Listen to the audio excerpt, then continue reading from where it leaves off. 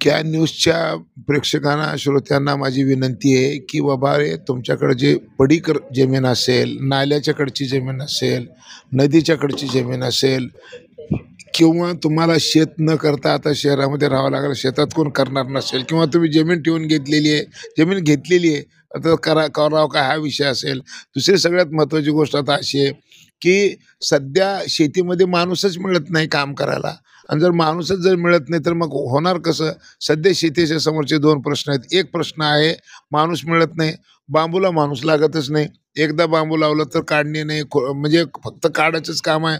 खुरपण नाही, डोंडण नाही, खणणे नाही, बांधणे नाही, फवारणे नाही, काहीच करायची गरज नाही.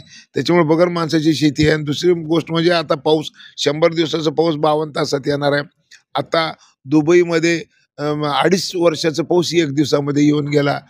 डेर्ना नावाचं एक शहर आहे, 18 महिन्याचा पाऊस, लिबियामध्ये 18 महिन्याचा पाऊस 1 दिवसात आल्यामुळं 1.25 लाख लोकसंख्येचं शहरच वाहून गेलं.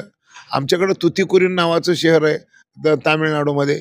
या शहरावर एका दिवशी 960 मिलीमीटर पाऊस पडला, म्हणजे 3.25 फूट.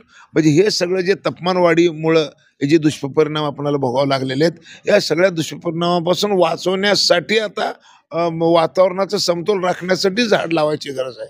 तर मी आपल्या सगळ्या माध्यमातून सांगतो की तुम्ही स्वतःच्या शेतात लावा, शेती विकत घेऊन लावा, किंवा दुसऱ्याच्या शेतामध्ये सोशल वर्क म्हणून झाडं लावून द्या. काही करा, बांबू लावा. बांबूचा आग्रह का धरतो मी? बांबूचा आग्रह धरतो की हे माणसाला 280 किलो ऑक्सिजन लागते. बांबूचं एक झाड 320 किलो देतं, आणि जगभरामध्ये जेवढे झाडं आहेत त्या सगळ्या झाडापेक्षा अधिक 35% कार्बन बांबू खाते.